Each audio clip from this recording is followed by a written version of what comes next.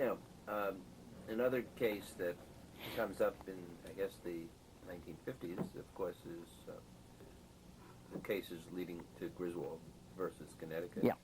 Poe versus That Ullman. began in '58, yeah. How did you become involved in that case? Well, Fowler Harper, whom I mentioned before, was on the faculty at the law school and taught family law and things of that sort, torts and stuff. Fowler called me one day and told me that he had been talking with Planned Parenthood, Estelle Griswold, who had just come into Planned Parenthood at that point, and Lee Buxton, about starting a series of cases. I should say that it's sort of fun to, the real origin of that was that Lee Buxton came to New Haven the year before this all began. I think it was the year before, to be the head of the OBGYN department at Yale Medical School. And he was a nationally known figure in his field. He was approached by Estelle Griswold, I guess, who had just come to Planned Parenthood. And there's a wonderful sort of background history of that, which we don't have to get into here, but it's sort of typical things that occur. Estelle asked Lee to come up and testify at these hearings in Hartford on the repeal of the birth control statute. For the record, although I know you know the story, Bruce, the birth control statute prohibited the use of contraceptives. It's an 1879 statute. Yeah, yeah, 1870 something. I can't remember the details. Got all the papers here if you want to look at it. In any event, so Lee goes off to Hartford to testify, and every 2 years they would have these hearings on a repealer of that statute, and each year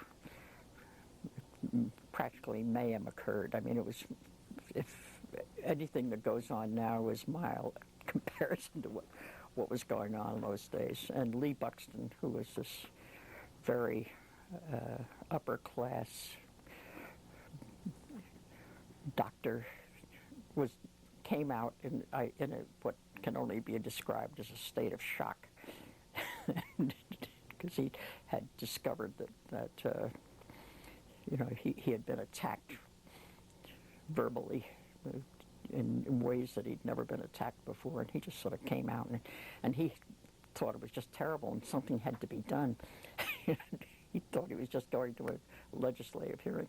Anyway, he comes, Estelle gets Fowler Harper, invites Fowler and Lee to cocktails at her house one day, and her martinis were always notorious, but in any event, Fowler and she introduces Lee and Fowler to each other and just left them alone with their martinis, and out of that came the Griswold case. Well, let me, your involvement in the number of things that I've read, I've seen a quote that when Fowler Harper called you up, in one place you allegedly respond, you're calling me because you need an attorney or a woman.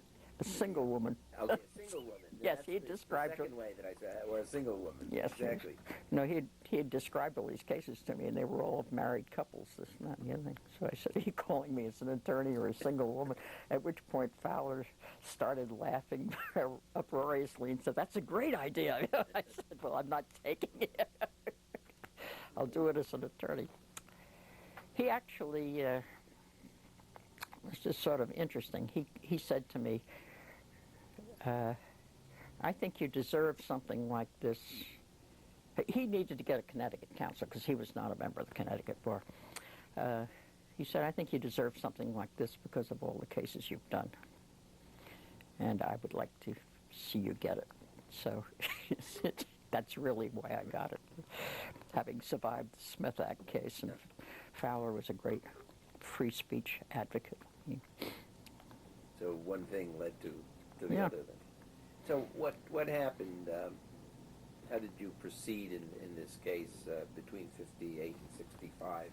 Well, that's a long and complicated tale, which I'll try not to make too much. I mean, we're not going to do this in 2 hours. But the first thing was a set of so-called declaratory judgment actions to get this statute declared unconstitutional.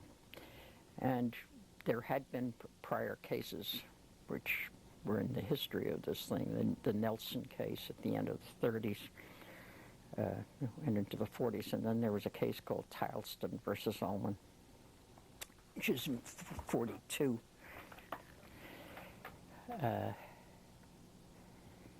And the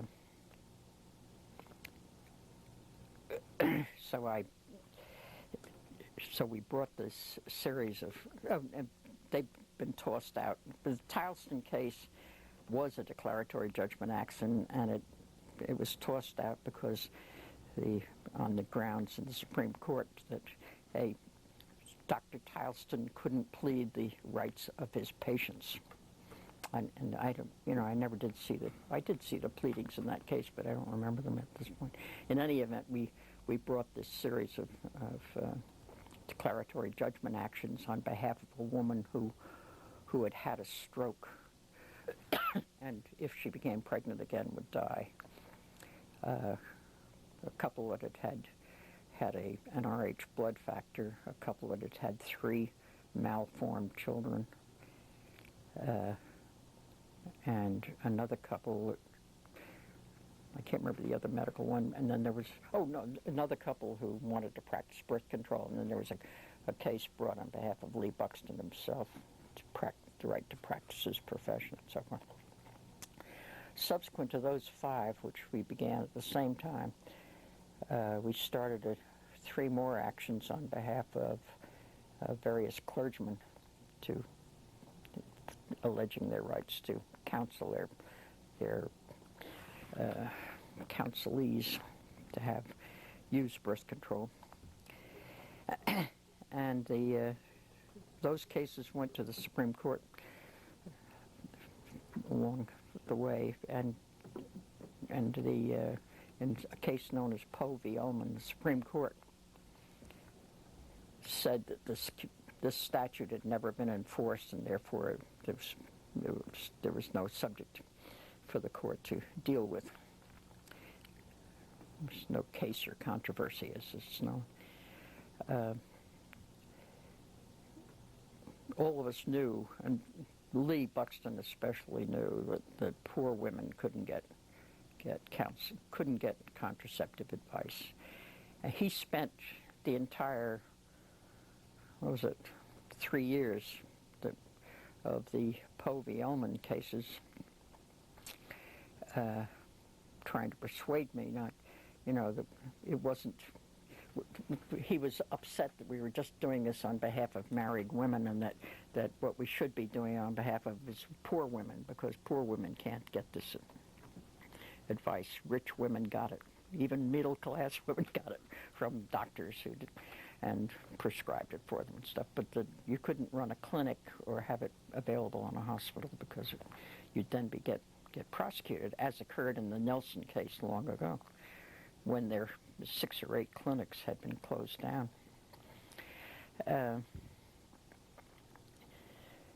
But we were faced with this decision of Frankfurters and Poe v. Ullman, so the decision was made, and this is where I disagree with a lot of other people who like to think of the Griswold case was started just to get an arrest so that we could, the clinic was started to get an arrest so we could get a ruling. The theory was, if Frankfurter was right and there wasn't and it wasn't enforced, then we'd open a clinic, and if it wasn't enforced, we'd open another clinic, and we'd accomplish the purpose.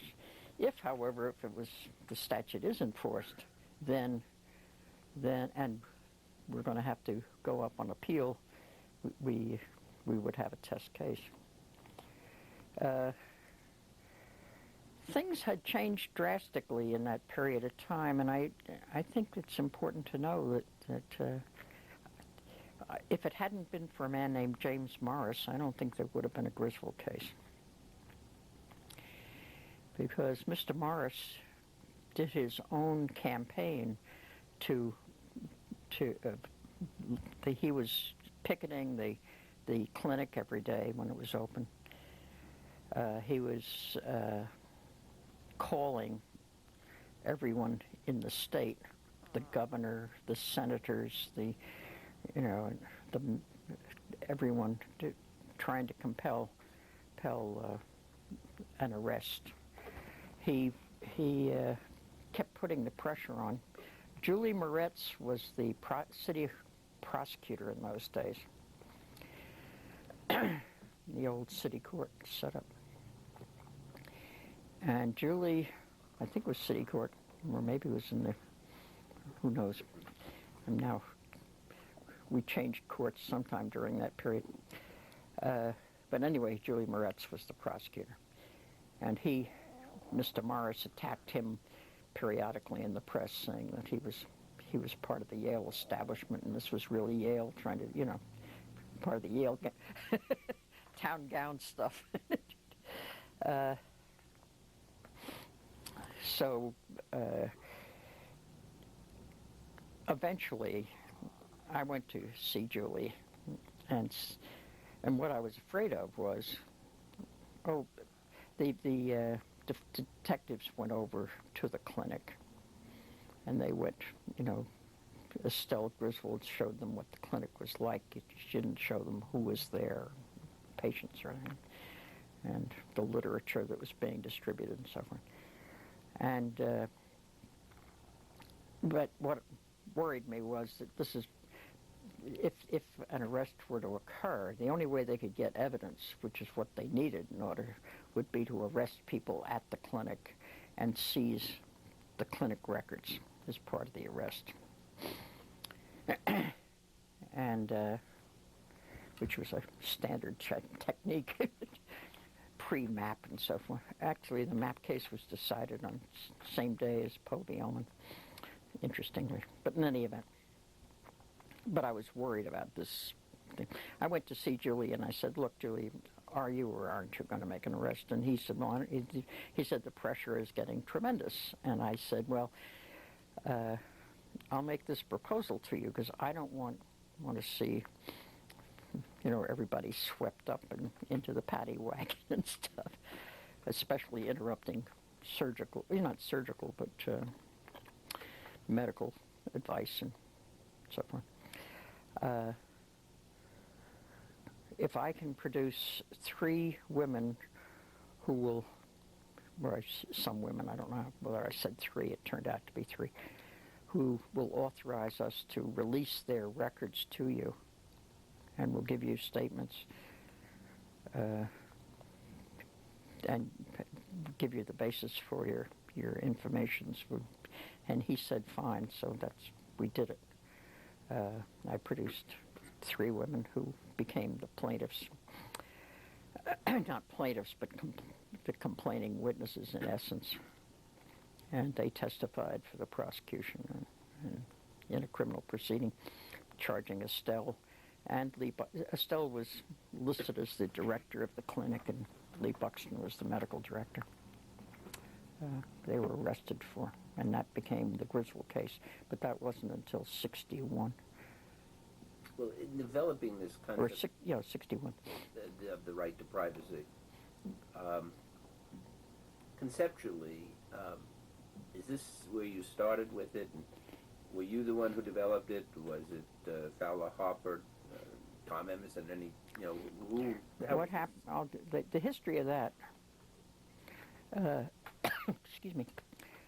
When we started the cases, we thought that the best thing we would accomplish would be that the court, this would have to be the Connecticut Supreme Court, but the Connecticut Supreme Court would would read an exception into the statute that for the woman who would die, that a doctor should be able to prescribe contraceptives to a woman who, if she becomes pregnant, would die. A married woman. We always used married women in those days. And we weren't talking privacy. We were talking about having the statute modified, in essence, by judicial decision. Things moved along. By the time we got to the Supreme Court, 61, in the Poe v. Ullman cases, there was an amicus brief filed by the Civil Liberties Union, which argued privacy. I mean, you know, in those days, and I assume it's still true, there has to be an agreement among counsel that you want somebody to file No. somebody can't walk in and say, I want to file an amicus brief without the consent of the parties. Was that Harriet Capel who was doing it? Or? No. Harriet was Planned Parenthood. This was Mel Wolfe. Oh, Mel Wolfe.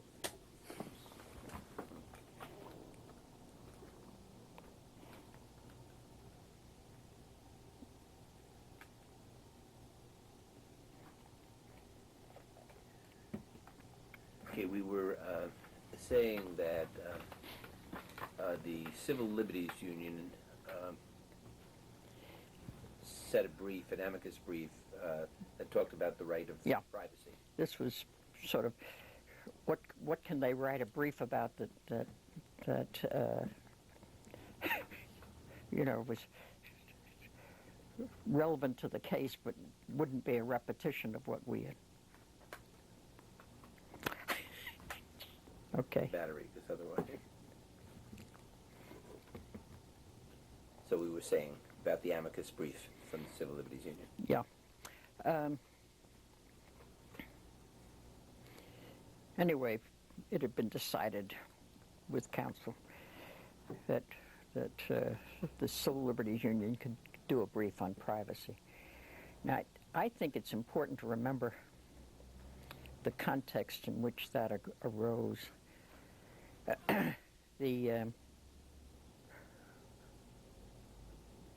Because the Supreme Court itself, I mean, the day that Poe v. Ullman was decided was the day they decided MAP. So that, you know, they were much involved in issues of privacy. And it wasn't just something that suddenly got introduced to the world by the Griswold case as such. And when or the Poe v. Ullman case, but there were two dissenting opinions in Poe v. Ullman.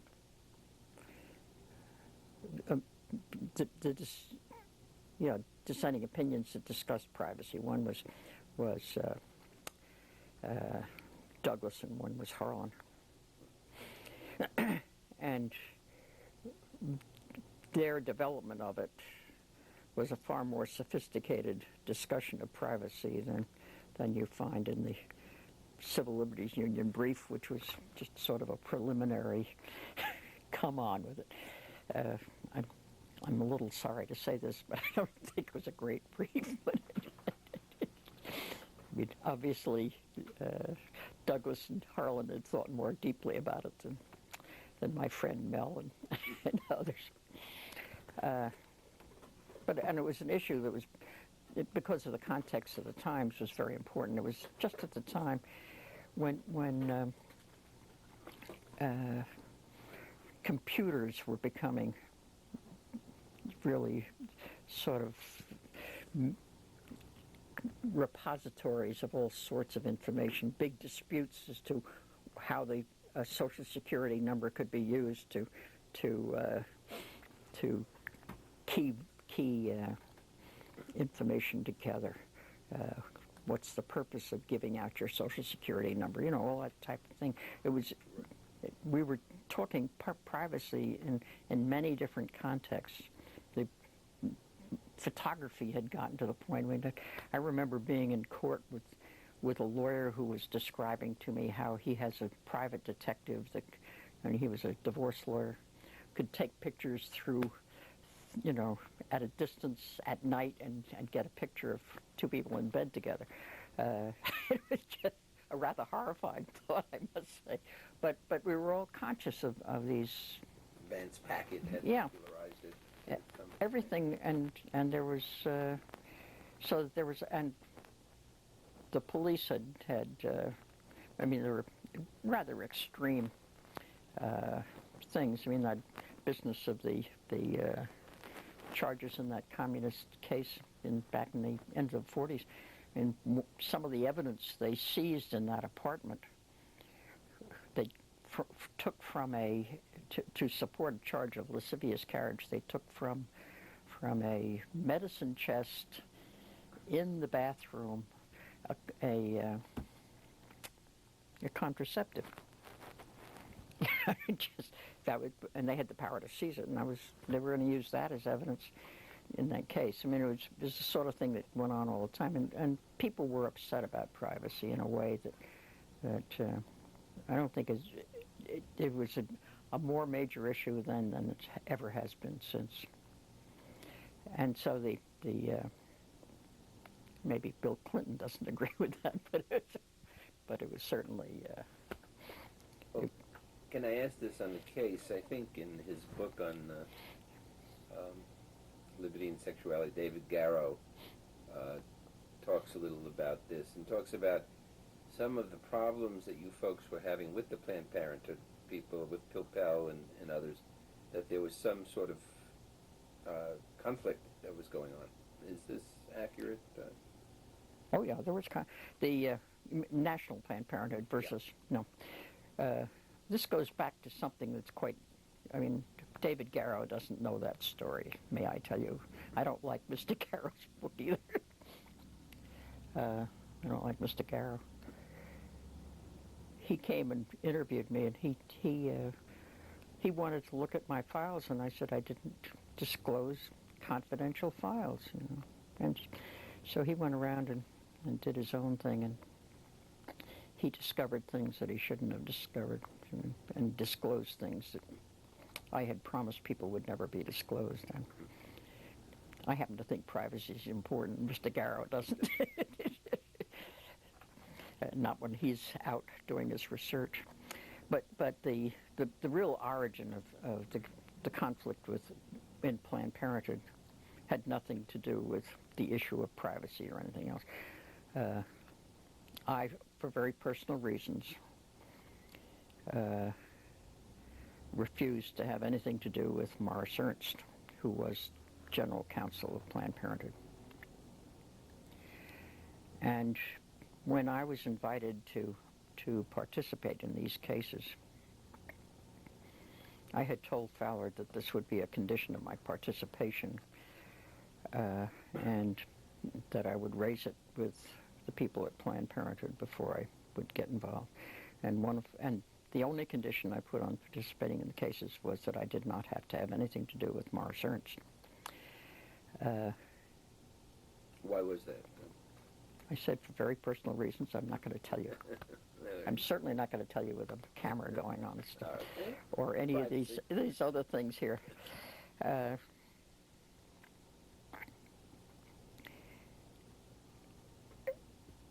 So I said this to them. I said I understood. I knew that he was the counsel for National Planned Parenthood, and that I just refused to have anything to do with them. And if that would be difficult for them, that I would not get involved. And they assured me that I would not have to deal with Morris Ernst, and he would have nothing to do with the cases.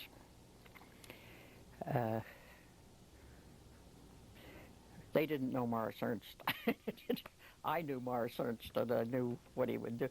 In any event, he tried to interfere in the cases in various ways. And at one point, and the Connecticut Planned Parenthood called National Planned Parenthood and told them to have him cut it out.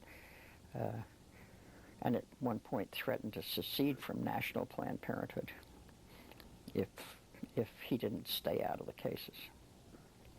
Now, what happened after that was that I did confer with Harriet Pilpel. She became a very close friend, actually.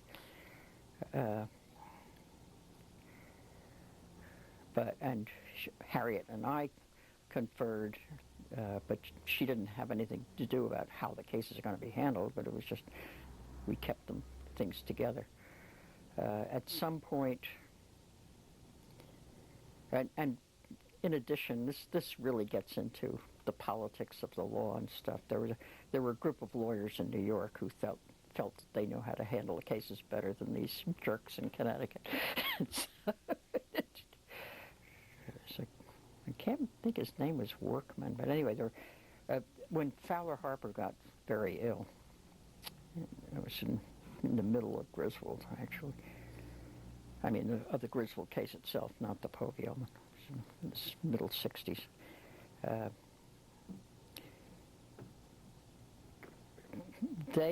These New York lawyers came and saw, and I'm sure Morris was involved with them. Not officially, but they came and saw Lee Buxton to tell him that these cases were being grossly mishandled and that he should fire Fowler and me, and that Fowler was too sick anyway to handle them, and everybody knew that Fowler had cancer at that point. You know, I think he was in the hospital. Lee said to me, "What are we going to do?" And I said, "Well, Tom Emerson's supposed to take it over." But this didn't satisfy these characters in New York. But he finally told them to go hang, and he was very upset with them for trying to interfere in this stuff. Well, was it simply a parochial view of the big city versus Connecticut, or was there any ideology? Or I don't think it was ideology. I think it was just, the big city lawyers thinking that, and Morris Ernst thinking that he could have done it much better than anybody else. And I'm sure Morris was part of this whole thing. I never knew that part of it. I know that the people who approached Lee did not include Morris. But with the Griswold decision, were you expecting it, or were you surprised? Well, you always, when you're doing a case, you think you can't possibly, after a while you persuade yourself you're not going to lose. I mean, half the time you lose, but you usually persuade yourself you're not going to. In Griswold, we had sort of gotten to that stage, but it was, as far as I was concerned, touch and go. But times had changed drastically, and by the time we were doing the brief, Tom and I, Tom finally said, "We've got to just cut it off. We can't change the brief after X date." My memory was it was the end of January. But organizations were adopting positions of in favor of contraception and family planning and birth control, and I remember even, and it was during that period, although I think it may have been a little earlier, I had a good friend, lawyer, who was actually very high up in the Catholic Church, some lay leader of the Catholic Church, and he had a title off in Rome and everything.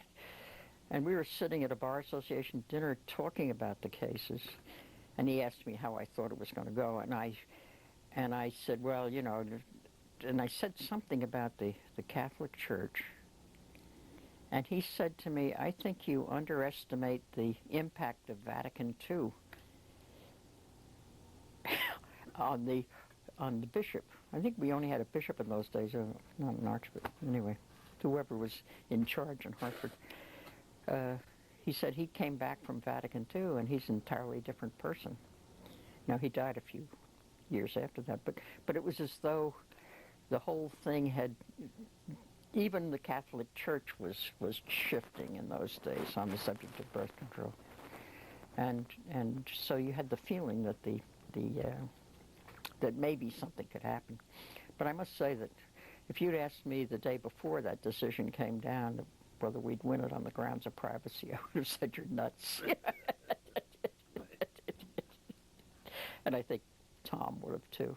Uh-huh. So it was a Yeah. surprise. Now, what was the immediate reaction? And Actually, there's a very funny story, a part of that privacy thing. You know, Goldberg wrote an opinion based on the Ninth Amendment, 9th and 10th or something.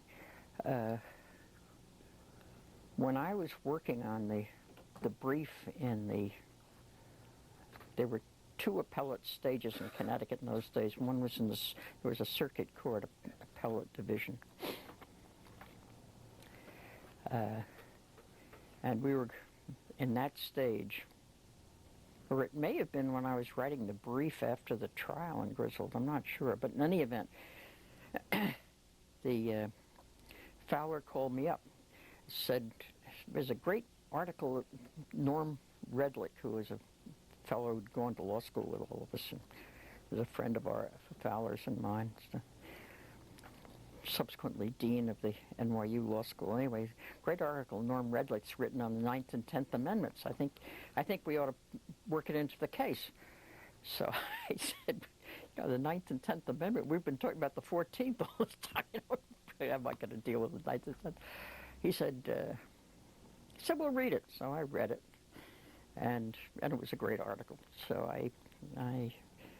and Fowler was gung-ho, so I just began putting it into the case. There was no foundation for it at all in that case, I can tell you. Gina's kids. And one of the opinions that came down, joined by several other justices, is based on the 9th and 10th Amendments. So you never can tell what's going to win. Now, the reaction when you did win, what transpired? What kind of reaction did you get initially? From whom? Well, from Everyone? general public, from other attorneys, from women's groups, if they existed. Well, actually, in those days, you got to remember this is '65. And it certainly, I don't think it was considered a women's decision as such, although it may have been. Certainly Planned Parenthood, which is essentially a women's organization, although officially it isn't,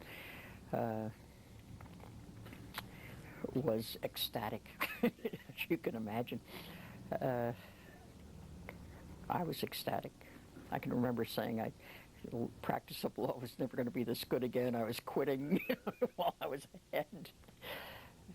I had a partner in those days who told me on the phone that if so long as I finished somebody's will, he would. It was okay, but he wanted me to get it done first. Who was your partner? A fellow up here named Bill Ford. Anyway, I always had two offices during that period, New Haven and Cana. There were two separate operations. But in any event, there was several funny things happened. I don't know if Garrow put this in his book or not. I probably told him about it. The Thursday before the decision came down, we all knew it was coming on that Monday, which is the last day of court or something. Lee Buxton called me up and said, "Katie, I've got a problem. Do you know how I can get my passport renewed?" He said, "I'm supposed to be in Geneva for some meetings." And I think he said on Monday or Tuesday. I can't remember which.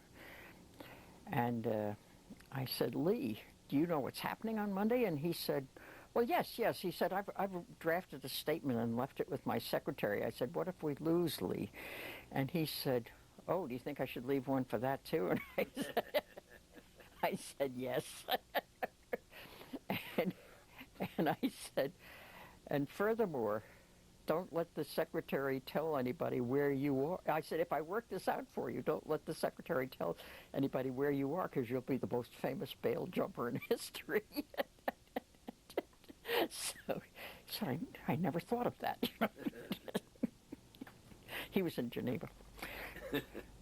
she called me plaintively about an hour or two after the decision had come out and said, "Is it all right if I say where Dr. Buxton is now?" And I said yes. So, I mean, he was getting phone calls. Estelle was getting phone calls. Tom and I and some other people were sitting in a restaurant having a few extra drinks and celebrating. We weren't really available to the press at all. We didn't have to be because Estelle could take care of it. Now, was your role as an attorney any different because you were female in this case, or did it not matter? I don't think it mattered, and except to the extent that it was assumed I wouldn't argue the case in the Supreme Court. Why? But Why was it assumed that way? why that? Yeah.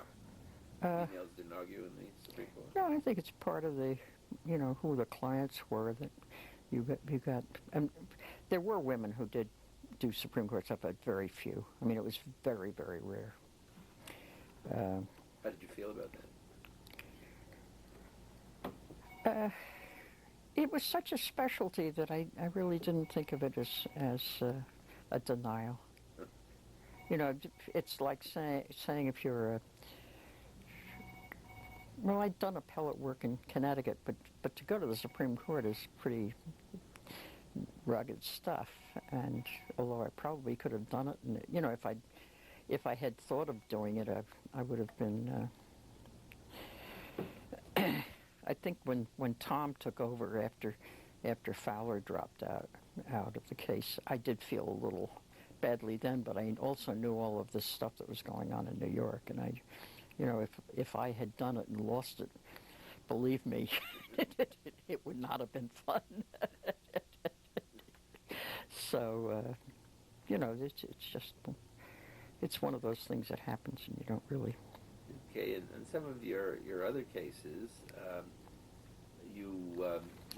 some of the well-known ones, you have involvement in the Black Panther case. Yeah.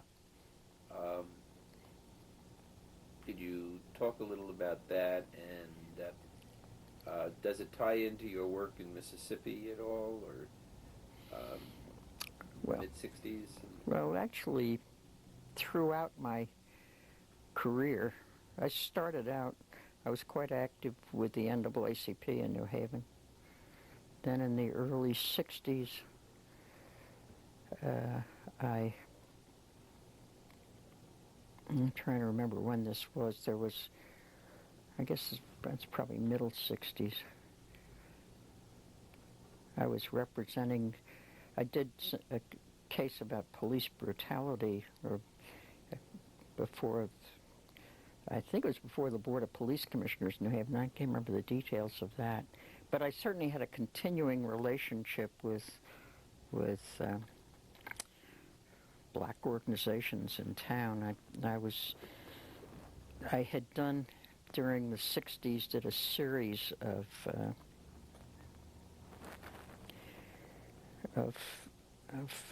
heroin possession charges before it became popular. And heroin was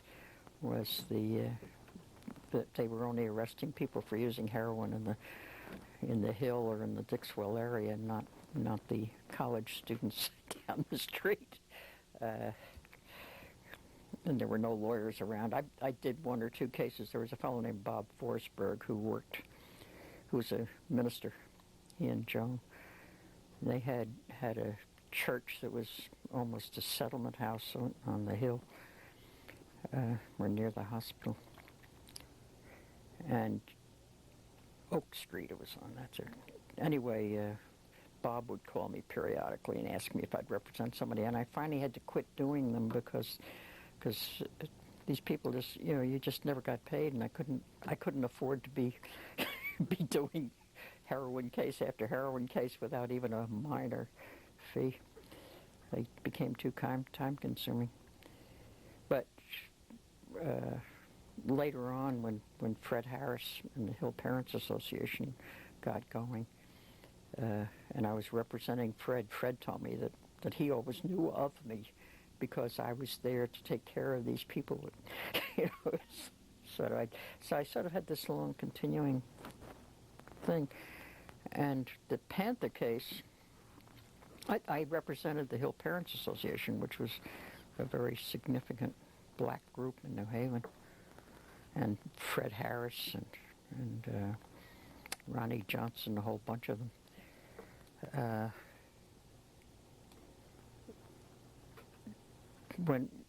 During the course of that, there was a big demonstration case at the office of the Commissioner of Welfare.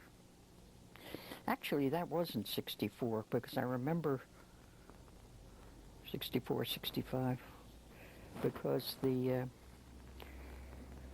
when we were trying the case, must have been 65, after Griswold, and I had subpoenaed the Commissioner Shapiro as a witness, because what happened was that these people were outside the office demonstrating, and the police were letting one go in at a time, and as they went through the door and the door shut, well, nobody outside knew it, the police were batting them over the head with billy clubs and stuff, and there was so much bloodshed that in the commissioner's office that the rugs had to be replaced in the commissioner's office. Anyway, I represented these people who were being prosecuted, needless to say, on breach of peace, etc. charges, and one of them was John Huggins, who had his then girlfriend in court with him, who became Erica Huggins, whom I represented in the Panther cases. If you want to see things go along. I didn't remember meeting her at the time, but she told me about it later. Well, in the Panther case, what was the reaction to your taking that case, to what was going on in New Haven at the time and such? I don't think there were, by this time I'm just sort of me, I think. But there's a whole thing about women in the law that relates to that case, and believe me, you'll be here till 4 o'clock if we talk about it. Well, we should talk about it. I don't know how many supplies you brought along. 1969 were the arrests in the Panther case. And just about that time, I had gone to Washington, and I'm not sure when this occurred time-wise, but it's in that same time frame, for a meeting of the National Lawyers Guild, of which I am a member. And at that meeting, and this was after the beginnings of the feminist movement, the so-called feminist movement, because I think of it as just one aspect of the feminist movement. But what people nowadays think of as the feminist movement started only in the late 60s or something. But people were talking about consciousness raising and all the rest of it. So at the Guild convention, there was a session, the first session of what became the Women's Caucus. And I was there, I went to that, and it was really a consciousness-raising session by the younger women of the Guild. And there was one older woman from California who participated in the actual, discussion, etc. But there were a lot of us. There weren't a lot of us, but there were two others that I can remember specifically, and myself, older women. By this time, I'm 49 years old. Sitting there listening, and as the discussion went on, it highlighted what I had become in the practice of law. And it's a very hard thing for me to describe, but I suddenly realized that I had really been functioning. I didn't suddenly realize. I think it must have been after I'd begun the Panther cases, because Erica was the one who reminded me of it then. but I'd been really functioning in an almost totally male world in terms of my professional life. When the Panther case began and we appeared in court and I was stood up with Erica, she came in having been, in detention. She was brought in by the sheriffs. And she looked around and she said, "Oh my God." And I turned to her. I thought something was really, I said, "What's the matter?" And she said, "Look, it's all men." And I had totally forgotten this, that the judges were men, the sheriffs were men, court reporters were for the most part men, the prosecutors were certainly all men. Even the newspaper reporters were almost all men. I mean, the courtroom, the whole scene was male, and I had totally, I'd just gotten so used to it, I didn't think of it, and to me it was a shock. And then I go to this session of the guild, and people are talking about issues of feminism and stuff, and it was as though I began to look at myself in a way I hadn't looked at myself for 20 years or more, and I was shocked. I was horrified at who I'd become. This is 1969. 69.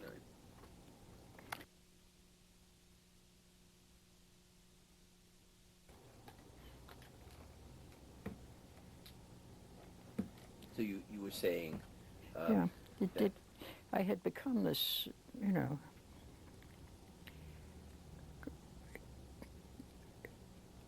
I had become so inured to this thing that until you're representing a woman in court, it just, and a very perceptive woman, I may say, you didn't realize that you were sort of accepting the mode of operation in the courtroom, which was a very male scene. Now, things had happened in the past. I remember when I represented Martha Stone in the Smith Act case. She had been arrested and was being held in the New Haven County Jail. Remember, the marshals had her there. And I went to see her at the jail to talk to her. And the matron, because they had a matron to take care of the women prisoners, sat down at the table with me as I began to talk to my client, and I said I wanted her to leave, and she refused to leave because it was a rule of the jail that no woman prisoner be left alone with a lawyer, you see. Well, I'm sure that there were no other, they were all men, and they didn't want their women sort of being soiled by the men. In any event, I just left. I told Martha Stone I'd be back the next day, and I went talked to the judge, and he issued an order to permit me to talk to my client in private. But this had been going on for years, and so you ran across those things, but you just sort of took care of them. You didn't really think of it in those terms. The sort of thing that I'm thinking of more is that I sort of accepted the fact that men ruled the courtroom, and I didn't really try to bring a feminist perspective into the courtroom. So, after you gained this consciousness, yes, what changed? What changed? Well, I was representing, in this case, one thing that's changed since then is that there are now zillions of women in the courtroom. When women first began being in the courtroom at the same time I was so excited I'd go over and talk to them, and they didn't have any idea of how excited I was. They were just themselves starting out. But in any event, but representing Erica Huggins was quite a different story. And I think part of it is that there were many more women being brought into court, and so you had to deal with that. Charlie Gary if you know the Panther case at all, Charlie Gary was a lawyer from San Francisco who represented Bobby Seale, and we tried those two together. I mean, there have been other lawyers in other cases before, but we tried the two cases together. Before we got to that, though, there were issues of, number one, we raised issues of treatment of prisoners at Niantic. I remember my total shock of discovering that Frances Carter, who was arrested and held at Niantic, had been pregnant when she was arrested, and she was taken to, I think they actually took her to a hospital for the delivery of the baby, but she had to do it with leg irons on and restraints. And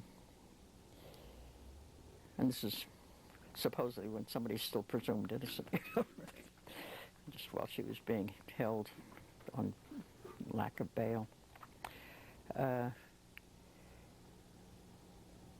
I suppose that I would have learned that sort of thing, but there weren't many clients running. I do know that I remember Erica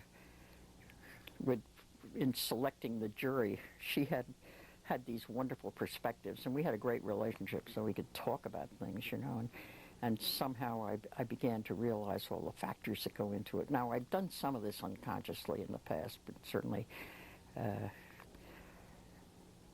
I always had tried cases, and I would guess that almost all my clients had been male up until that time, until there was a demonstration, women's demonstration in New Haven that I tried in the late 60s, would have been before the Panther case, which was sort of fun. But I began to bring women into the courtroom. The demonstration case involved women some of the women's liberation group who went around New Haven painting signs on buildings and so forth, "Out from under, Women Unite," and they did it on the Knights of Columbus building, and somehow some of the cops saw some women with the same colored paint on them, and they got arrested. And so there we were in court. And I used to make sure that I have a great feeling that people should not go to court by themselves when I'm representing someone family should show up to. So they brought all their friends with them. So, the old court in New Haven, municipal court, would be jammed with 50 women. Yeah, some of them with their babies and everything, and the judge getting more and more nervous as they're calling cases, and the prosecutor, because he knew who I was representing, felt that he'd call my cases last, but then he said, "What's the name of your case? Can't we call that?" Or the judge would lean over and say to this woman with a crying baby, "What's the name of your case?" And she'd say, "Oh, I'm not here on my case. I'm here for friends, you see." It's a great impact. But that's something I would do with men too. But it really made a difference with women. The changes occurred. But you just didn't take the same sort of guff from lawyers that you'd take before. A slightly sexist remark, I might have just brushed it off without even thinking about it, because I had so much self-confidence in who I was and stuff that I didn't really care. But I just didn't try to change it at all. I certainly did after that. And I went through a lot of different experiences. But the great story of the Panther case from a feminist perspective, Charlie Gary could never figure out how I was going to defend Erica Huggins. She had been present at this house where this man was being held, who was subsequently taken out and killed. She was considered a leader of that group. And frankly, I I was feeling my way as to how to do it. But the case got decided in a way that Charlie could never have imagined in a million years, and it was partly Erica's doing, but you know, we presented who she was and you know, her experiences. In fact, she had been arrested by the Los Angeles Police Department at the time her husband was killed in a Panther shootout. They had arrested her and taken her down to the station with her 2-month-old baby. And I did not get into the details of that arrest much, except the fact that she had been arrested, because I put on preliminary to questioning her about the case, you know, just what her background was and stuff.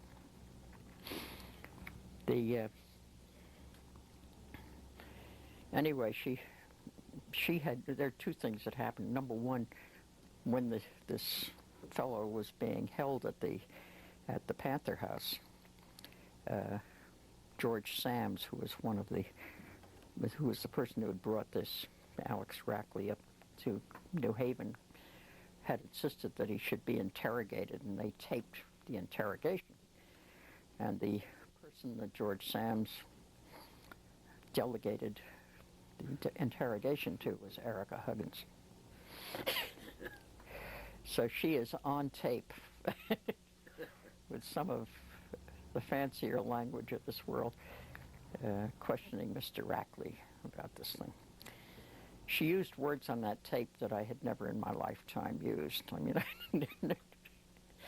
and the problem was that I knew it was going to go into evidence, and I knew that sooner or later I had to use those words, but I knew that if I said them, I'd be so self-conscious about it that it would highlight them much more than they should be.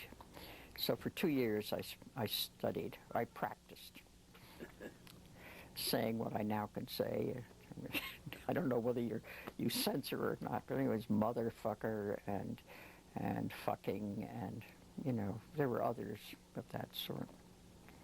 I used to wander around my apartment in New Haven saying this to myself. You know, I'd brush my teeth and look in the mirror and see how it came out. And in the meantime, we started the trial, and I said to Charlie, you know, I just can't, when we're voir diring the jurors, I can't say these words. So we had a deal. Charlie was the one who asked questions about the words just to see whether the jurors would be upset by them, and I left it to him. And it's when I had Erica on the witness stand, I was going through things, and I said some of these words in the course of my questions to her. And after, you know, recess or something, I had gone over and sat down, and Charlie looked over at me and said, "You said it." And I said, "Yes." He said, "You know, I didn't notice it the first time."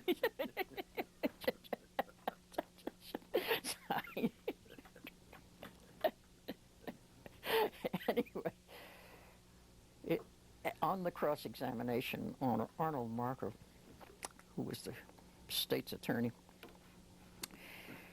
is questioning Erica, and he's winding it up, and he has obviously planned this great conclusion to his wind-up.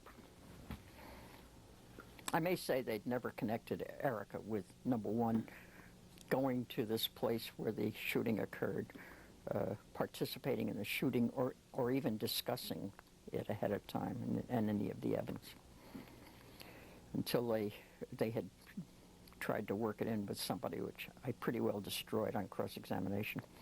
But in any event,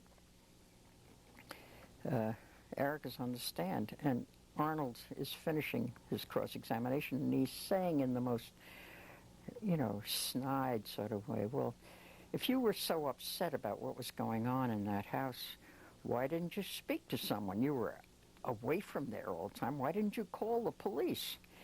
And so she explained why she didn't have great trust in the police, especially after being arrested for supposedly murdering her husband or being part of a murder of her husband.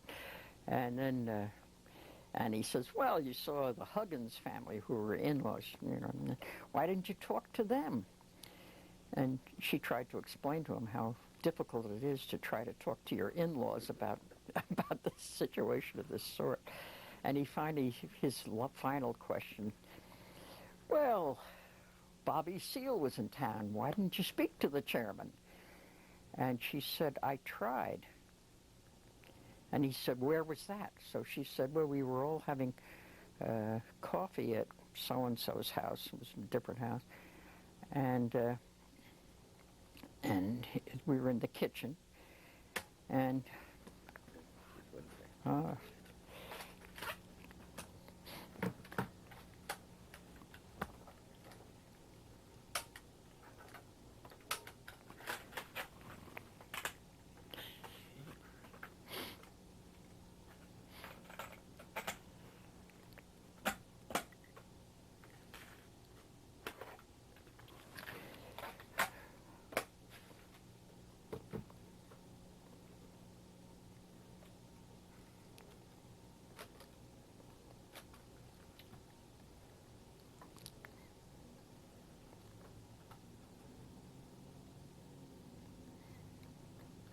Catherine Roraback, tape 3. Go ahead. so Arnold said, why didn't you, why don't you speak to the chair, to Bobby Seale? And she said, I tried. And he said, where was this? And she explained where it was. And he said, well, what did you say? And she said, Chairman Bobby, there's a brother at the house. And she stopped. And Arnold said, well, what else did you say? And she said, well, he turned away. So he said, well, didn't you say something more? And he kept at her and at her. And I guess she said she tried again, but he was never talking to her. And she finally said to him, Mr. Markle, you have to understand that it's sometimes very hard for a woman to be heard by a man. And my impression was that every woman on that jury reached out to her. It was just, there was almost a physical feeling of reaction to this thing. And Arnold Markle's, I may say Charlie Gary didn't hear it.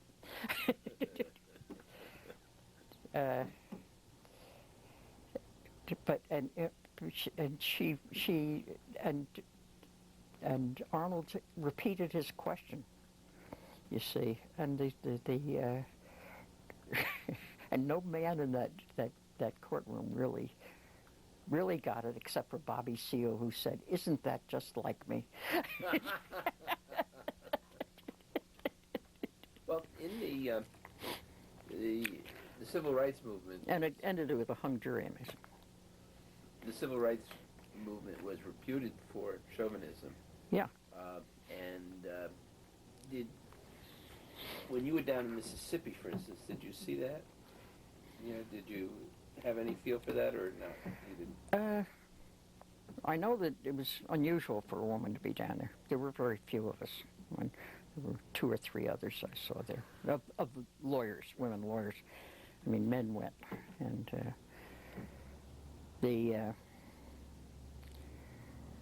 but when you were there and you were a lawyer, and believe you me, they needed you. There was no, they weren't about to say no thanks. So I don't think it was really there in those terms. Actually, much more interesting to me, my reaction was that it's the only place in the world that I've been where I felt there was no difference between me and a black person. I mean, the people I was dealing with, I just never felt all the barriers disappeared in a way that I've never had the experience anywhere else. This is in Mississippi? In Mississippi. When you did the Panther trial, did you have that feeling or not? Not in the same way, no. No, you he was sort of crossing a boundary line and into another world. And now, of course, I was so close to Erica that I'm not sure but that was... Okay. Another case is the Peter Riley case. Yeah. And here we sit in Canaan, the town that became the principal site of all of this, where it started. What's your feeling in retrospect about that case?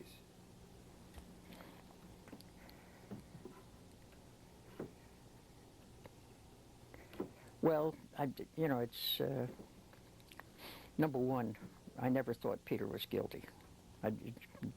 It was a physical impossibility to him for this very slight 18-year-old to have physically committed that crime.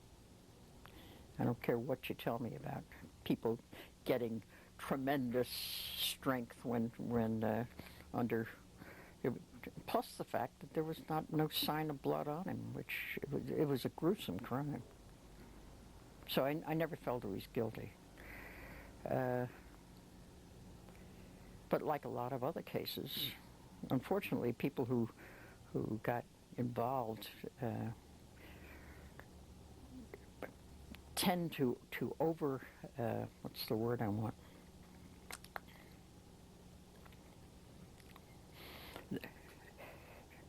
They think that justice is really done in the courts and by the police and so forth, and that it's really the rare case if somebody's not guilty that they're found guilty. I mean, they don't really think that people. I think people now. The Riley case was decided about 73.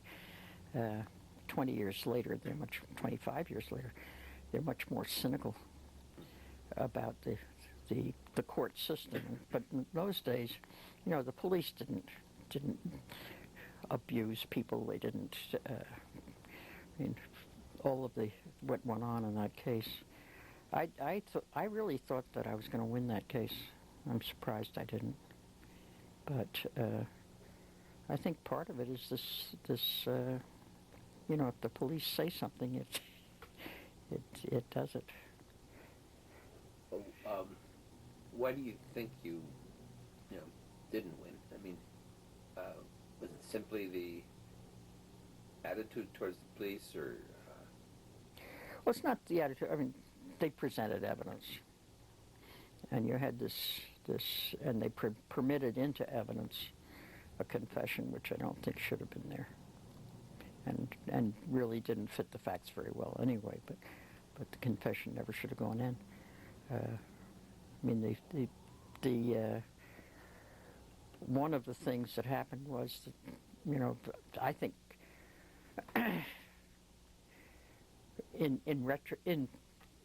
subsequent proceedings,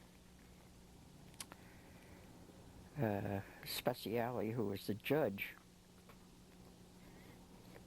indicated that it was partly my fault. I don't know whether he indicated it, but that was what a lot of people felt was my fault, because I didn't bring in a specialist to testify.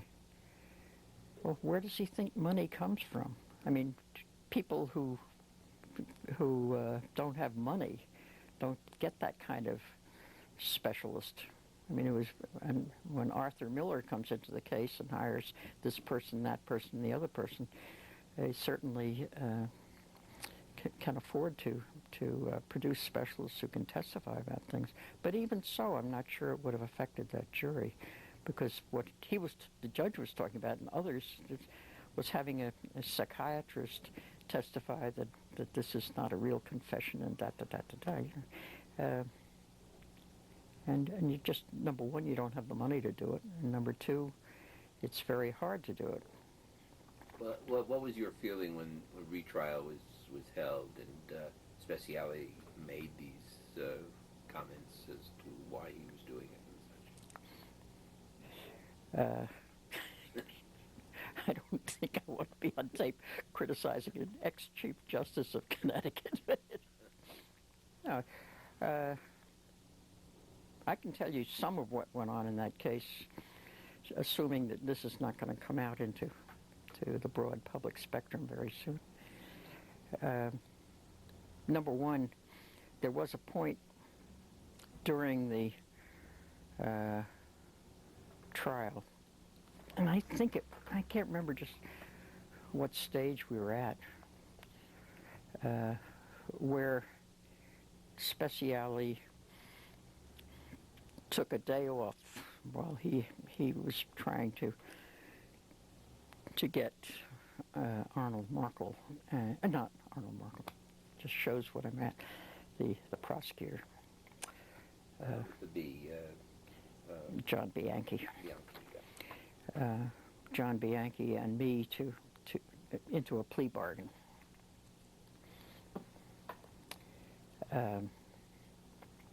And John offered, as I remember it, and I may be wrong about this, but as a matter of fact, I don't have the files because they were turned over to somebody else, but my memory is that he was offering a 15-year sentence on a manslaughter plea. And Peter, he was 18 years old, so theoretically didn't have the right to have, older people present. But he was a kid. He didn't know where he was at. The Maddow family, who were absolutely magnificent through that whole thing, came down to court that day, took off from work and came and were with Peter and me. And we talked about it. And Peter didn't want to plead guilty to killing his mother in any form. And I reported that to the judge, and the judge told me he thought I was doing my client a disservice, that I should force him to do it. And I refused. I said that I would not force any client to plead guilty to killing his mother if he didn't think he did it. And I didn't think he did it anyway. I certainly wouldn't, as a plea bargain, urge it on him. And Speciale became extremely angry with me for refusing to do this. I submitted several different proposals to Peter. It was an all-day session. And from that time on, Speciale was very, very antagonistic to me in the courtroom. I suppose I can say that I think that he felt that it would take the pressure off him, is my own interpretation, frankly, if Peter pleaded, you see, so he didn't have to sit there in judgment. And and then things, they began to really multiply. But it was not a strong case they had against him. Do you think, aside from this confession, which occurred during I don't know, have you ever seen anybody going through a lie detector test? Not in person. No. Well, it's a technique that the state police of Connecticut use, not infrequently, I may say. Just give us go through a lie detector test, and then we'll believe you. And by the end of the test, they have more than they've hoped to get. If you had been a male lawyer, do you think Speciale would have had the same approach? If you didn't accept the plea bargain and how we would treat you? I wouldn't be surprised. I don't think that was because I was a woman. Well, one thing in the case I found interesting, reading Death in Canaan. Yeah. There's a very small part in there which is totally negligible except for what we're talking about, is when I guess they were producing photos, and there were photos of the vaginal area of Barbara Gibbons, and you protested, at least according to this, that you know, as a woman, you thought it was undignified to have this in there, etc. Was that simply for the court, or is this your true feeling? Or I don't remember that. oh, I yeah. It was certainly irrelevant to the case. So that to have shown them what it was, I mean, she was killed by this cutting the neck, and there was no sense of sexual attack in it. No, in the transcript or something, you raised the issue of being Yeah. a woman and the feelings. And I was just curious in light of what we're talking about today. Yeah, no, I don't remember it. Interesting. Yeah, okay. All right, well, that Maybe I should read the transcript that is again. okay. Just a couple I should also tell you that Speciale, this is a sexist thing that occurred. At least I consider it sexist. After the trial was over, he had John Bianchi refer a complaint to the grievance committee about how I handled the case. And one of the things was that at the end of the trial, when the jury came in, and we were there at the courthouse, and the prosecutor is asking that Peter be sent off to prison. He'd been out on bond at that point. And Speciale, I think, was increasing the bond. I can't remember. Or not continuing the bond. In any event, question was whether Peter would have to go to state's prison right away. So we spent a day trying to work this out. And as we're leaving, as I was going around in the courthouse, Joe Crowley, who was the reporter for, I guess the Hartford Courant, I'm not sure, one paper, he used to cover Litchfield all the time. He kept saying to me, any comment, and I'd say no comment, no comment. And I kept this up, and I'm leaving the courthouse at 5 o'clock, just having watched Peter go off to prison, you know, and not in a very good shape. And on the outside steps, there's Joe standing there, and he said, any comment, counselor? And I said, I've got no goddamn comment. And he printed it. And that was one of the charges against me. that you said goddamn? No goddamn comment. You know, that's not what, I mean, every lawyer in Connecticut says goddamn. But if a woman says it, it's enough to get a grievance. I mean, really. So What happened with the grievance? it was finally dismissed by the committee, which was sort of amazing. Ted Koskoff represented me on it. And I called him up. There were 4 charges. I can't remember. The others were not much better than that. And but anyway. Okay, now, let's see. We talked about Griswold before. I think one more case, or just set of cases, the Connecticut equivalent of Roe versus Wade. Yeah. The abortion case. Women versus Connecticut. We always called it. It's Abely versus Markle in the books, but Women versus Women Connecticut. versus Connecticut. Yeah. Was that simply an extension of Griswold from your point of view? Was there a different element to it, or? Well, actually, it began. I mean, these cases were being brought all over the country at the same time. It's probably started roughly at the same time Roe v. Wade started, but in the lower courts.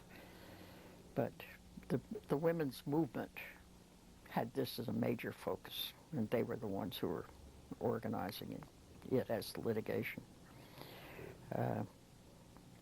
So that, and they approached me to handle it. So I'd known most of them in other capacities and stuff. they didn't approach just me. Actually, what we did, and maybe I was the first. I think probably I was the first lawyer who talked to them about it. But we had only women lawyers in that case. This is a point where feminists really hit the courts. And there were only women plaintiffs, women doctors and women witnesses and so forth. And when you'd walk into, and the defendants were Arnold Markle and other states' attorneys, and when you'd walk into court, all the defendants were men, and their lawyers were men. It was very sort of funny contrasting. And I said that when the audience came in, the usher should be saying "friend of the bride" or "friend of the groom." But yeah, and that was. But we certainly, in many ways, there was one part of Griswold, which if you want to get into legalisms, I always felt that it was a shame that Griswold was decided on the basis of privacy. Not theirs. The Griswold, the privacy concept is really not what you're talking about so much as the right of someone to plan their family. I mean, a more positive thing than saying nobody has a right to tell me I can't do this, but I've got a right to plan my family, or I have a right to plan when I'm pregnant, when I'm not. And the abortion cases, to an extent, part of our case, and we argued it at various levels, was something that I had argued in the Connecticut Supreme Court in Griswold, but had never gotten into the U.S. Supreme Court, and that was that among the various constitutional rights is a right to life, and that a woman's right to life includes something more than mere physical existence. A woman has a right to make choices in order to live that life to its fullest, and that this is what the court had picked up on that sort of concept, or had it presented to them, and had decided on that basis, it would have changed of course it would have changed the whole dialogue as to what we've talked about ever since. But quite apart from that, it would also have put it on a firmer basis. And we did argue that in Women versus Connecticut. We argued a number of different things in Women versus Connecticut. But and you say they had come to you, obviously because of your reputation with all of these other cases. Do you feel that there was anything special about that case, or was it just one more? Well, it was from a feminist perspective of practicing law. It was, we were presenting women and what their needs were, and we were doing it in a very positive way, in a way that I don't think could have been possible a few years before without that kind of approach. I mean, it certainly had an impact. I think the first decision in Abley versus Markle, which was written by Judge Lombard, was to me one of the best abortion decisions that was ever written, because it talked about women's needs and so forth. Okay. Yeah, if we look back, are there any other cases? I mean, there are many cases. Zillions. I represented a woman in one of the Wounded Knee cases. I had been called, actually, that they had a committee. Hundreds of people were arrested during that business at Wounded Knee. And I had been called by a woman who was running a committee trying to find lawyers to go out to to Nebraska to try those cases. And so she hadn't gotten to know me via the Trial Lawyers Association. Oh gosh, I never even told you about talking to the trial lawyers. Anyway, so I go out to Wounded Knee. She said that all these men were coming, and she wanted to have a woman for change to represent some of the women who had been arrested. And I got out there, and the story was of this young Indian woman who had a son, and the son had hurt himself. I can't remember, broken his arm or something. She wanted to take him to the doctor. And it was an 18-mile drive to get to the doctor, and she had to go down to the trading post to get gas so that she could drive to get to this doctor. And it was sort of an expedition. Her sister-in-law, as I remembered, or some other woman, and children came along, but so there was a whole car full of people. And they go to the trading post to get gas. And this, I can't remember what his name was, but one of the well-known, Russell Means or whatever. I'm not sure which one it was, but someone came out of the trading post to pump the gas and said, do you want anything in the post? And she said no, she just had to. And he said, well, we just liberated it, and you can have anything you want. So she and all the kids go in, and her son ends up with a fire truck or something of that sort. And she didn't buy. She took a bunch of things. They all load themselves up in the car and drive back to the house. Now it was a compound in essence, this big central place where her mother was washing dishes and had her baby. The granddaughter was there on the. I was so ignorant about reservation life that I said something about the sink, and she explained to me that you didn't have a sink. You pump the water and put it in the pan and put it on the table. Anyway, she had the baby there on the table next to her, and they'd all come in with all this stuff, and then they're followed onto the house by marshals, who on the way in see her father was there underneath the car repairing it, and they kick him and tell him to get out, and march him in before them, probably guns drawn, and they round up everybody into this house. And I had never realized before that, in fact, the Indians own their own individual pieces within the reservation. So, all of the rules of search and seizure came into play when the marshals traipse into the house and start seizing everything. And they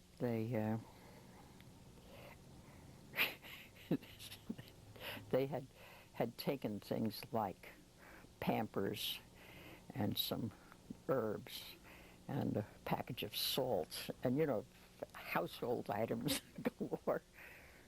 And she had gotten a bag of candy, and the grandmother, when the baby began crying, when all of this hullabaloo begins, the grandmother takes a piece of the candy and sticks it in the baby's mouth to shut the baby up. And they seize all this stuff, and then they arrest my then client-to-be and take them off to wherever they took them off to. And when we go through a preliminary hearing, I had a motion to suppress all the evidence, you see. And I made them mark in evidence every single item that they took. The judge is sitting up there going slightly crazy. and the U.S. attorney is, anyway, I had this marshal there, and he produces the bag of candy, and I said, well, did you seize any other candy? And he said, yes. And I said, where did you take it from? And the U.S. attorney turned his back to the judge and looked at me and said, not the baby's mouth. And I went like this.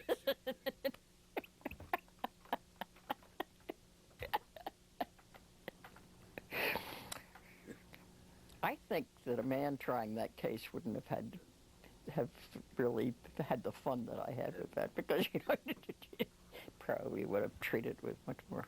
Anyway, the case got dismissed, may I say.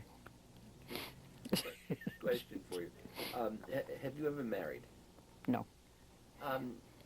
Is this a result of your career, or was it a choice between family and career? Or? I don't think it was a choice between family and career, because I never had the choice given to me, but certainly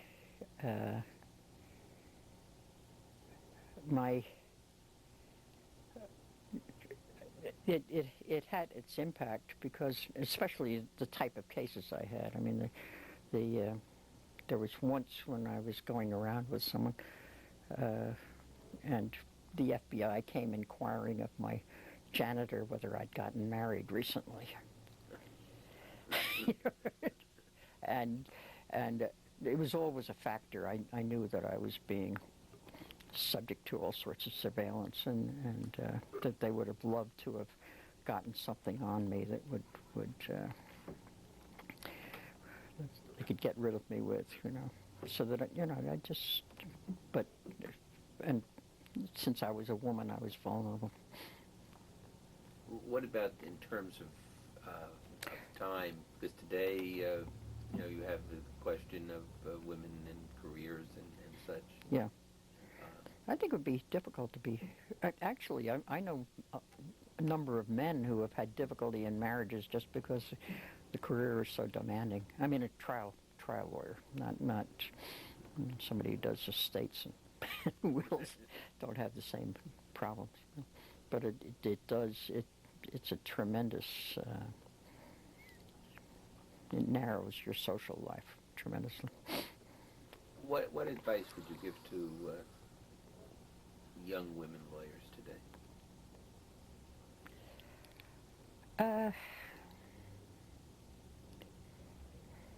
I have said on occasion, I don't know whether anyone has ever heard me or not, when I've talked about that business of what I felt like in '69 at that caucus. It's a very, it can happen now as it did then. I mean, it's not totally different, because it's still dominated by male concepts to a goodly degree, and you just have to be, if you want to maintain your femininity, you have to be careful of it. Okay. Looking back over your career, would you do it again? Oh yes. I've had a great time. I've done lots of things, very interesting. Some of them I think historically important. And I think part of what does bother me about the law now, I mean, legal profession,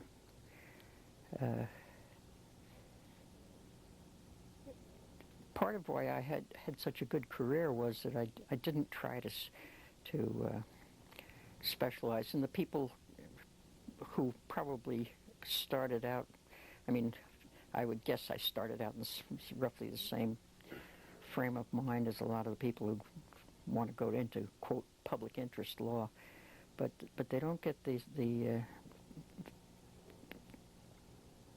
going into public interest law is a narrowing thing in many ways. Number one, I was brought up in this tradition, and I'm talking now about my uncle and the whole family concept, that you are you are providing service to a client who's a very real individual, and the problems you're dealing with are the problems that the client wants taken care of or needs to have taken care of. If it's a criminal case, they don't have much choice, but a lot of public interest law kids that I know think of themselves as the great sort of social constructors of our society. They're going to bring a lawsuit to create something, and it's their concept of what needs to be done. Not it doesn't come to them from people with real needs.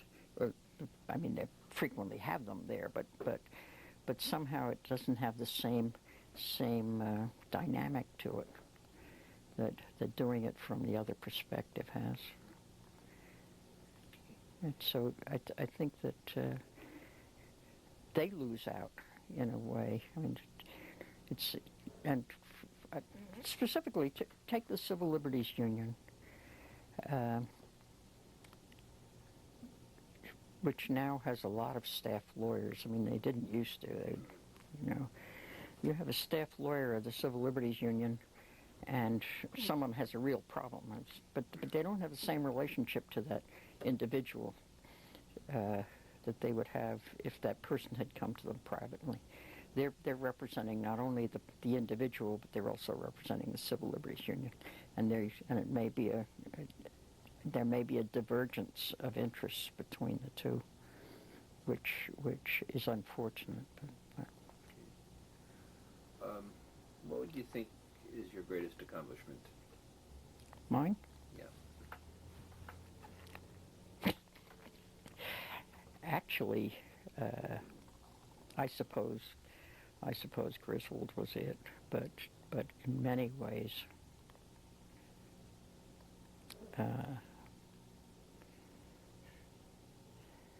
well, there's satisfactions you get from cases that I just are myriad. I have a divorce case I handled years ago for a woman who was she's one of my closest friends now. I didn't get to know her until the case, but she had ended up in a marriage in which she was sort of had no self-confidence. She was cowed. She and she's now this absolutely delightful, outgoing, wonderful person, and to have liberated her in essence from her former self and watched her grow into this, and she remarried and has had a wonderful life, and it's just that you can help somebody that way is just so satisfying. And she's only one of many I can think of. I mean, it's just. Is there anything else you'd add? Yeah, for the next 3 days. But there's something I said I'd forgotten to Trial lawyers? Oh, yes. After the Panther case, Ted Koskoff wanted, he was president of the trial lawyers. No, he had been president of trial lawyers. This is the American trial lawyers, not the Connecticut one. And he wanted to have a panel at a trial lawyers convention, or whatever they call them, of women trial lawyers to show these men that women tried cases and so forth. And he asked me if I would do it, and I said sure. And then I get a letter or a phone call, I guess a letter from a man who was the president at the time. And I guess I wrote them a letter, that was it, and said I'd be happy to come, but what were the arrangements about expenses, and they said, oh, it's an honor to come to the trial lawyers meeting. We don't pay expenses.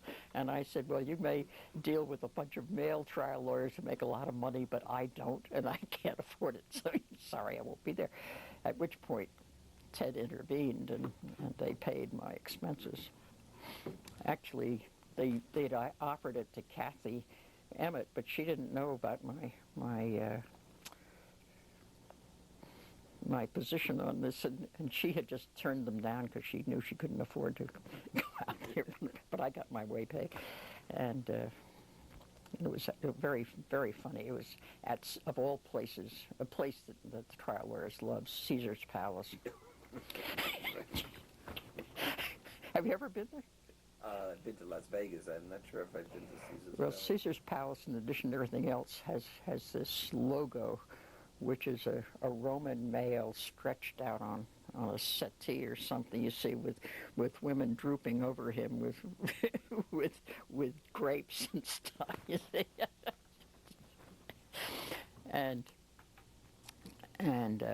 here I am talking to the Trial Lawyers Association about women practicing law in this context.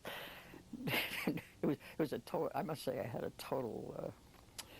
I freaked out because of the atmosphere in that place. But I arrived at Caesar's Palace itself and ran into Mike Koskoff, Ted's son, and he's the only reason I survived. I think he kept my sanity for me. But I was there for the evening, and then the meeting was the next day. I don't remember the details of just when it was, but I talked about, the attitudes of male lawyers in the courtroom and the way they and the way they select jurors, and I had a wonderful time reading from these texts of how to try a case. One of which had been written by a man named, I think, I used the wrong name the last time I did it, but I think it was Henry Rothblatt. No, yes, it wasn't Rothstein, but Rothblatt. He was in the audience, and several others of these characters, and I'm reading from their books about how to try a case, you see, and how to approach women in the jury box, and you have to be careful if women tend to cry, so you don't want to upset them too much, and you should remember what to wear. And I mean, it's just those awful junk, and how you argue a case to a jury that has a woman on it, and things like that. And that's sort of the same attitude that Charlie Gary had, when we're trying this case, and he couldn't understand how I could approach a case for an Erica Huggins, and because she was obviously guilty, and his only way of defending a woman would be to say that, you poor thing, you were misled by all these nasty men, and I kept telling Charlie that doesn't work with Erica. She's the one who used the words, not me. Anyway, I stood there, and after it was all over, Mike came up to me and said, "Did you realize that?" And I had a stand in front of me with a dais sort of thing. He said, "Did you realize that there was the logo of Caesar's Palace was right below you while you delivered the speech?" Isn't that lovely? I think on that note, we're going to close. Okay. On that logo. And I thank you very, very, very much. Yes, thank you. Yeah. Talk a little bit about why I don't think, although, my experiences of the 40s and 50s were always there. And as a woman, I think that I really benefited in a way that nobody else could have done from the Roraback name. The fact that I came from a family of trial lawyers and the family was well known in the state gave me a certain acceptability that I don't think anyone else would have had. So I think that my experience is would not be typical of what a lot of other women might have faced at the same time. So family mattered, and this is clear. But in addition, though, and something I've said many times, and I don't think I put it on this tape, 1948 was an entirely different world than it is now, and the level of civility in the practice of law was high. Certainly, the attitude of men toward women was much more respectful, and I never had to face, with two minor exceptions, but I never had to face the sort of very disgusting comment, actions, etc., of male judges and lawyers toward women that I know younger women have had to face. It just didn't happen to me. It may have been partly that I was a Roraback, that my Uncle Clint was a football player and probably would have clobbered them if anything had happened and they'd know it. But quite apart from that, I think it's just a difference in the way society acts now. And I do want that part of this history. Okay, we were going to add something about Susan Sachs. Yeah. I represented a woman named Susan Sachs and I think this was 1975, if I remember correctly. She was arrested in Philadelphia, having been in the so-called underground, as they like to think of it, for I'm trying to remember. I think there was a shooting of a police officer in Philadelphia. Whether he was killed or not, I'm not sure, which had occurred some years before. Was she a weather person? Well, she was close to that group, but she was not. That was not her thing. She had also been lived in Boston. And she and a woman named Kathy Powers, whom you may remember of the last several years, when she came out of hiding, or was brought out of hiding, I can't remember which, she and Susan had been involved in that incident together, and Susan's case was disposed of after the Philadelphia case, since she was in custody, and she ended up in Boston after the Philadelphia one. Anyway, I've represented Susan 75. And I was brought into that case because I was a woman. She had asked for me. I didn't know whether she knew who I was in terms of my general attitudes, and so I went down and met with her in this prison, and I said, I don't know whether you know who I am, and she said, well, I was in part of the demonstration about women's health conditions at Niantic in 71. I mean, it was as though life was following me around. Anyway,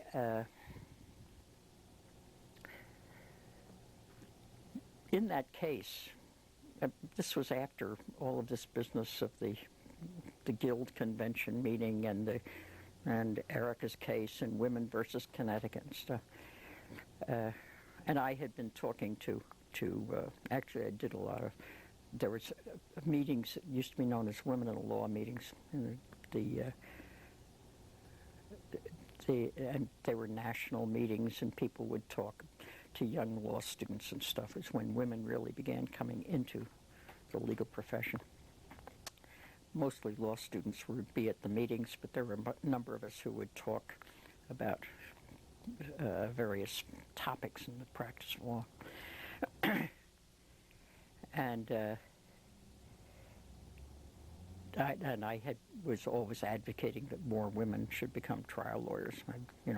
Really change the court system. So, and I remember one such meeting when I'm sitting there with Barbara Babcock, who was a very famous professor at Stanford. She was, the last I knew. I don't know where she is now, but she became an attorney general in charge of the civil division at one point. Anyway, Barbara and I had been talking about this, and both of us advocating it. And this young woman sitting in the front row looked and said with the most naive sort of face, said, But isn't it true that all trial lawyers are alcoholics?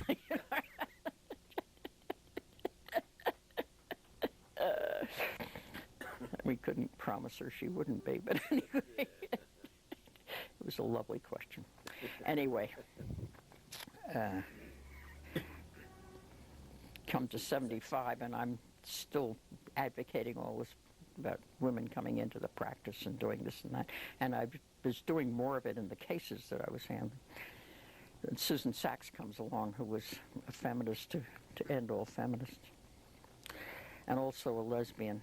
So I, which comes into the case later. But in any event, we started out with you know, what sort of motions we should be doing and everything.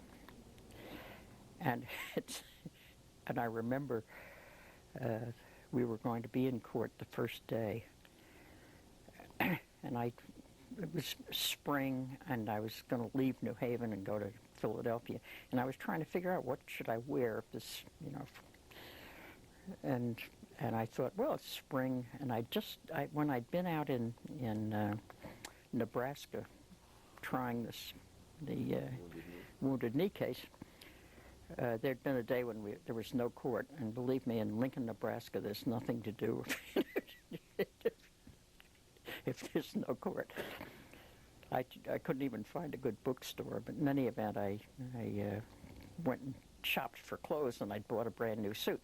And I had found, when I was shopping, this absolutely lovely lilac-colored suit, and I hadn't seen the color in years and years and years, and I thought, I'm going to buy that. So I get this lilac suit, and I go, and when I'm trying to decide what to wear in Philadelphia, I thought, oh, I'll take my new suit down. So I put that in the suitcase, and off to court I went. And I walked into court, and Susan's face just broke out in this big smile, and all of her friends who were in court for this first day are all excited, and I looked great. You know, they kept complimenting me on this suit. I did not know that lavender was the color of lesbianism, and there I was. It was very funny. But at the end of the, you know, when we finally had a plea bargain, and I was coming down for the plea bargain, Susan said, well, it's going to be Lavender Day. You'll wear your suit again? I said, sure. My suit again. They made Dave Radofsky, who was one of the local counsel in Philadelphia, they went out and bought him a purple tie and a purple handkerchief for his pocket and everything.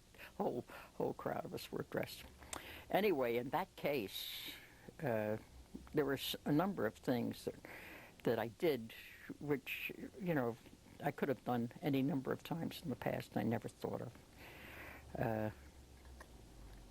until I'd begun to be sensitized. One of the first ones, we were having a pretrial conference, and needless to say, all the prosecution lawyers, the U.S. attorneys were men, and the judge was a man, and he wanted to rearrange the courtroom, have the counsel tables brought up close to the bench, and he would be on the bench, and, you know, would be less formal in this big empty courtroom. So his bailiff was a very old gentleman, and he started to move these big heavy tables, you know, mahogany tables himself. And I said, well, can I help you, to him? And, you know, we picked it up and started, and the judge became incensed. He said, Miss Roraback, in this courtroom, the men move the furniture.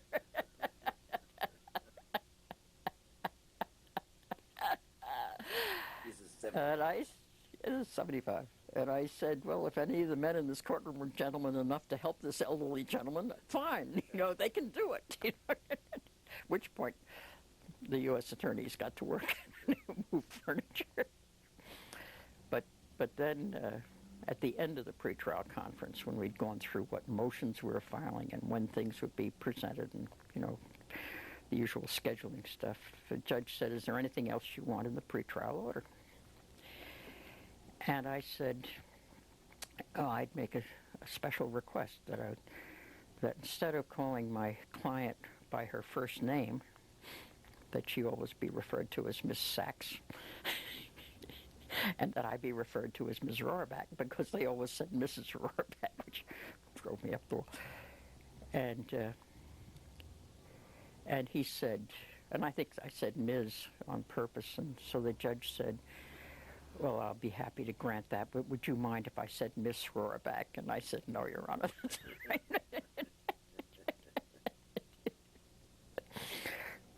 But it's part of that whole culture in the courtroom of talking about people by their first names and stuff that really drives me wild.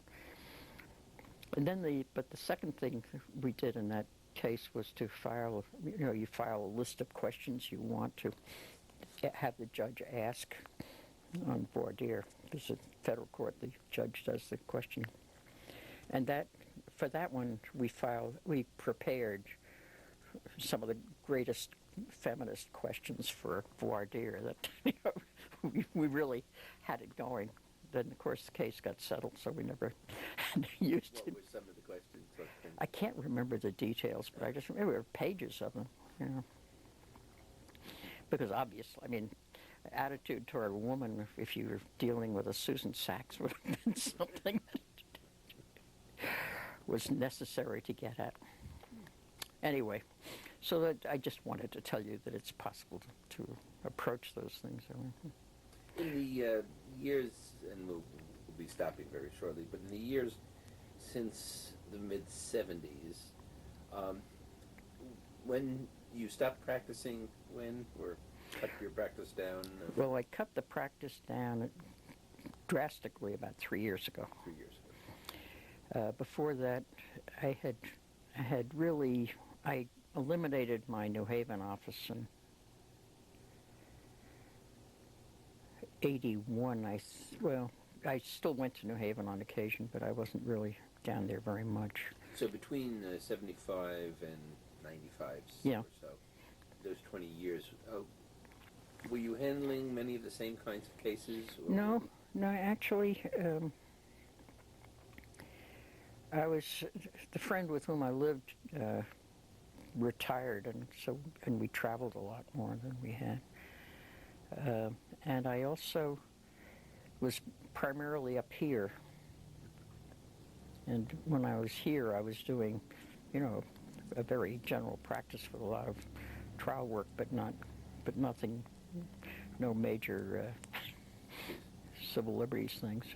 On the other hand, a lot of people were beginning to ask me to talk about stuff, so that I was doing a lot of informal talking. I certainly talked to college and law school classes a lot.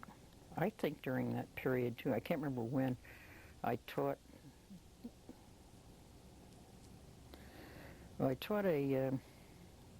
did a trial practice course in Harvard for a few years, and that was participating in it was really a tremendous group program that they had.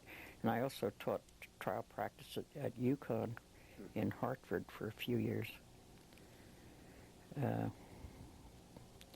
But, as gradually I tapered off, traveling around quite so much and stuff.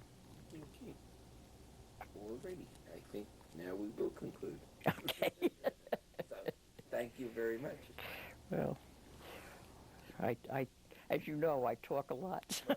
You talk very interestingly, that's for sure. Have you ever thought of